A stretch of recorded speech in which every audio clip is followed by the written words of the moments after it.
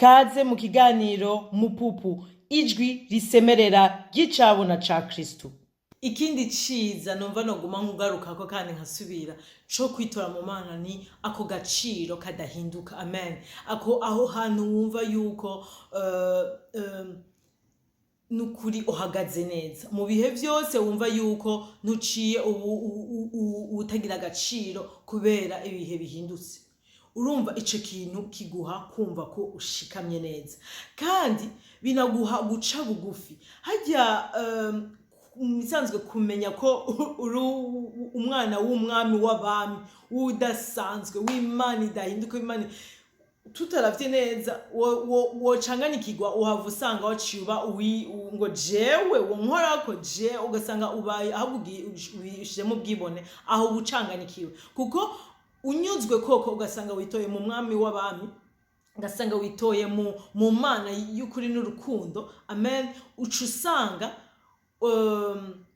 n'ingene wiyumvira n'ingene wibona nyene uja kubitora mu Mana, Imana nayo ugasanga ubaye muri caractère ukungene imeze, niko usanga ugiye gushaka gusa nayo, uranabishaka aho gusa uvyisanga hamwe, niko navuga, kuko usanga ari ivyamwa vyamwemu bice biza kuza nivyo aza gukora kugushiramwo ubwo rukundo rukurikizwa n'umunezero, amahoro, ukwihangana, ibintu vyose murabisoma muri Galati 5. Mugano ukuri usanga uri umuntu aca bugufi, uri umuntu utishira hejuru, utishira imbere y'abandi, utashaka kugira ngo urumuhatari kubera ufise canke kubera hari ngo ukoreshejwe n'Imana. No, byose biguma biri ubuntu bw'Imana. Amen. Kandi ubwo buntu bw'Imana si kugira wishima, ahubwo ni kugira uhesheshe icubahiro Imana. Nuvuga nigiki none gihesha icubahiro Imana? Nukwicisha bugufi, si ubwibone. Ukwicisha bugufi rero bituma ni naco cerekana nukuri ko unye usa na Kristo. Amen. Kuko ngo nitwishushanya n'ibihe canke abantu canke ibintu, mugabo twishushanya na Kristo. None gabasha hari umuntu yoba yarashobora kuba uwicishije bugufi ha Kristo.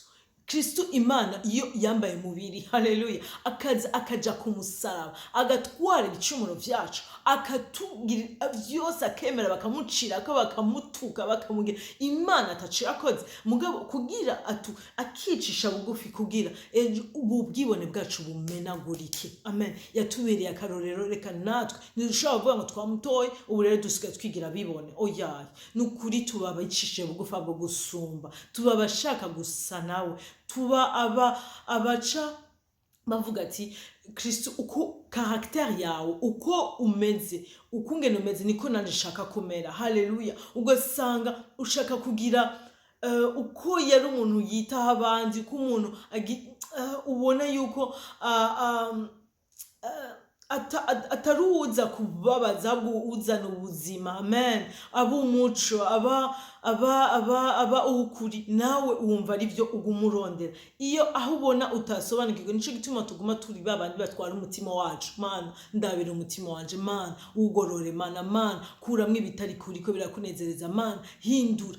Umva nibere ibumba, uguma usubira uzu umenagure, usigara usanga bijye bintu iyi Imana ubonye igucishije, novuga ngo inzabo barayicisha mu muriro kugira ifate igire ubwiza burusumba. Nawe wumva ati okay, uwo muriro udasigara nusubira kuwubona nk'ikibi Imana igushize imbere, ahubwo ukibona nka iki kintu nico umwanya muto. Ego ntivyoroshe, ariko mwe mushoboza ubwo umusubira ugaruka ushoboza kuguma ngaho, kandi ukumva mu nyuma hari n'umunezero ukuzamwo udasiguritse. Haleluya.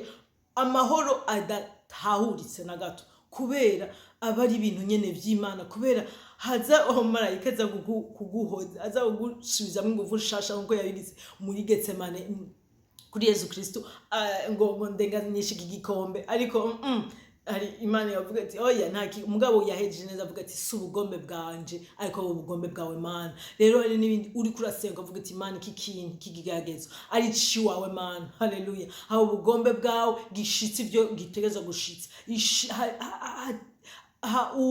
nuvuga gute utunganya icyo ushaka gutunganya mugabo atari cyo wamana kirameneka mu izina rya Yesu Kristo kandi ukabona ukumva muri ibyo byose uri gusenga usaba ubugombe bw'Imana apana ubugombe bwawe. Ubwo niko kwicisha bugufi bwa mbere kandi ugasanga ejo Imana inagutumye no mu bantu nshaka kugira iki ugendana ugo rukundo rwa rukundo ngo tubonekeramwe ko ariko turaba Imana. Amen. Urukundo gukuri ugasanga urabaye umuntu n'ukuri niyo woba Imana yagushize ku buntu budasanzwe amavuta adasanzwe n'ukuri yayandi hewe ushika ahantu amadayimoni yese akajugumira ukumva abantu abariko barira bose bagahora ukumva ibintu bidasanzwe ariko Imana ishobora kukwizera yuko ejo niyo ivyo bintu bizoba ari ibintu binini cyane ejo wewe utazoca wigira utazoca vyitirira utazoca ibyo wicaramo uhagararamo oya Imana ishaka yuko ikakubona yuko uri wa wundi uzogumubona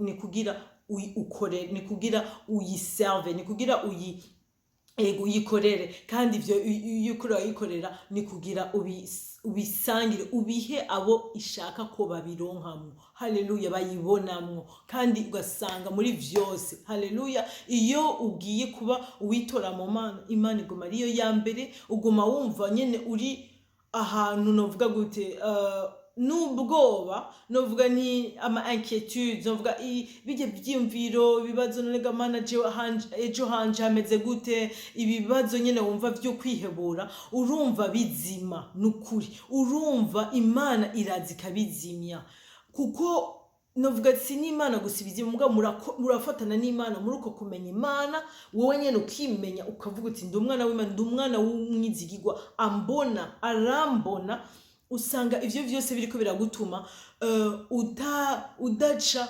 utubwoko urumva ubwoba bushira nusubira kuba usimba umutima mu bintu vyose mu tuntu twose niyo bisimvye uritora ikosa ukavuga uti yo Mana ahantu nibagiye kuhaguha ahantu iyi dosiye nshaka kuyitreta jonyene kwimenga ndashatse kuvyigirira ivy'iwanje reka ico kintu kiguteye ubwoba kiguhagaritse umutima koko kirashobora kuba giteye ubwoba gihagaritse ariko Imana ntakitera ubwoba ariko Imana ntakihagarika umutima rero yihe uwumvirize ingene nihagice uvuga ati ncanda kuzuza amahoro. Amen. Wikuzuza amahoro niyo bari ikintu cyose n'imbere yo kwiguha inyishu ico kintu gikuraho canke gishiraho Imana ibanza gukwereka ati banza uronke jewe banza uronke umutima wanje. Amen. Inibijya vyamwa vya mpemu icamwa camwe no kuvuga uronse amahoro y'Imana uburonse Imana muri wewe. Amen.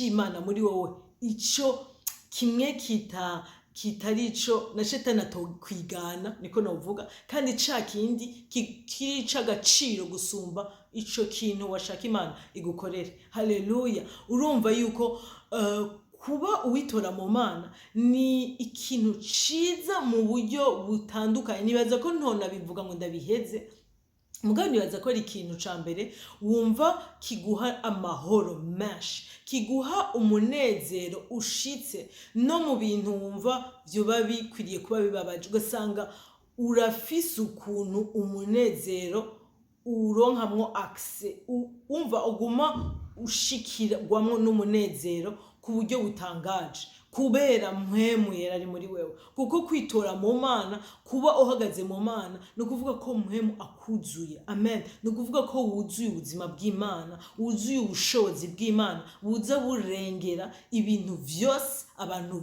bose umva ugasanga umenga wibereye mu bicu by'Imana wibereye mu mahema y'Imana nyene urumva naho niyo changanikiwe ugasanga nyene wavyibagiye wagize iki dusubira kuvuga Mana ndaje mpwemu ndaje nyibutsa mfasha ndumva umenga harabaye ikintu nico gituma navuze ni muri mupupu n'ukuri dufise ijambo duhagararirako nuvuga gute inshingiro ni Kristo ni intsinzi dufise muri Kristo mu maraso yiwe. Amen. Aho niyazuvura ndetse ni kintu dufise kandi atanumwe ashobora gitwara. Amen.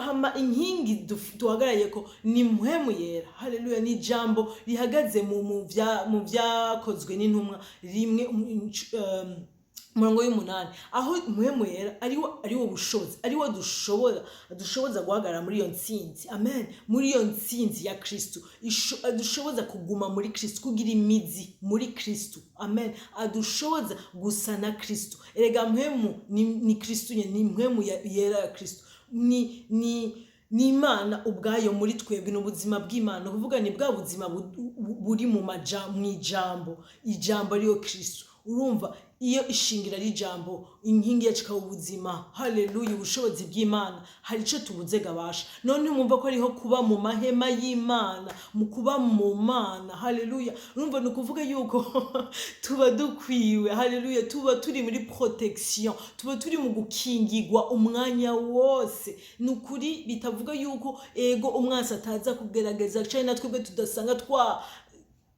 korotse gato tukamwugururira tutazi canke twacanganikiwe, ariko hose tuguma dusubira. Ndabwira umutima w'ukuri, nico mvuga ni muri mupupu duhagaze mu ukuri k'umutima, ukwicisha bugufi n'ukugamburuka. Sindabeshe nici Imana irekuye, Imana irekuye irazi igituma kirekuye, mugabo hariyo byinshi Imana itashobora kurekura bidushikira, haleluya, kubera izi itubona ko turabaye kandi twayakiriye mu kuba wacu kandi natwe tukababayo, haleluya. Urumva hari byinshi iturinda kubera natwe benyene, kubera twemeye kwita abayo. Urumva nuvuga ko tunayihana pouvoir, no ivuga gute, turayiha ubushobozi bwo gushobora kuduserukira, haleluya. Nuvuga turemera gufatana, kuko hajya Imana irashaka twese kuturinda, irashaka twese kutugira, mugabo mu gihe tuyiyamye, mu gihe tutayemeye, mu gihe dushatse kwigira abikwiye, abashobora,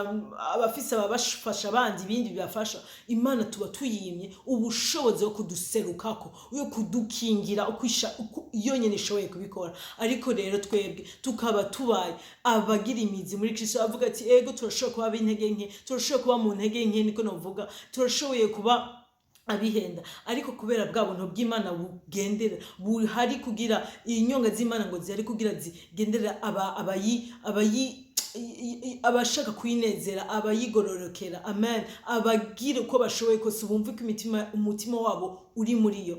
Dusanga dufashwa n'Imana, dusanga Imana irondera iraca hose kugira iturinde ivyirekuye navyo, ugasigara ubibona uti aha hari ikintu girikore, haleluya, hari ikintu Imana iriko irakora, mufasha Mana, ndiko ndababara, mugabo uhungira muri yo kandi ukirira muri yo, amen, usubira gutorera ubuzima, uca gusobanukirwa n'ivyo yariko irakora mu nyuma, irakuwereka, kuko ivyo yariko irakora ni uvuga ni no kukwekipa, ni nko ni ibikoresho iriko iraguha ejo izi kuzokenera ejo, amen, ni nguvu iriko iraguha ejo kugira uzoshobore guhagarara neza, kuko izi bikurindiriye, haleluya. Umva vyose usigara ubibonamo ubwiza bw'Imana, urukundo rw'Imana, ubuntu bw'Imana. Nivyo nsenze ko tubona Imana n'ukuri mu maso, uko yonyene itubona, tukayihishurirwa uko nyene ishaka ko tuyihishurirwa, maze ntiduhave twihenda tugasanga twayigwanije aho twofatanye nayo ngo tugwanirire, haleluya. Urumva niko numva ko ubunye n'ukuri hari ibintu byinshi byo kuba abitora mu Mana, baja kurondera Imana hejuru y'ibindi byose y'abantu bose. N'ukuri tuba abo bantu kandi basha ntituzokwigira na rimwe tumara amazwe. Imana bampezagire cyane, duhezagirane kandi igume ikomeza imizi yayo, ukwitora muri yo biba ari byo bitubera ubuzima, amen. Mpwemu yera dufate nkingi yacu, amen, aduhe kuguma duhagaze n'ijambo ry'Imana, icimana ivuga, tube twiyumve kandi twakire icimana tuvuze ko abariko kuri kwacu, mw'izina rya Yesu Kristo, haleluya. Maze tugende no kubisangiza n'abandi no mu mahanga, mw'izina rya Yesu, kubw'icubahiro ciwe, haleluya, amen, amen.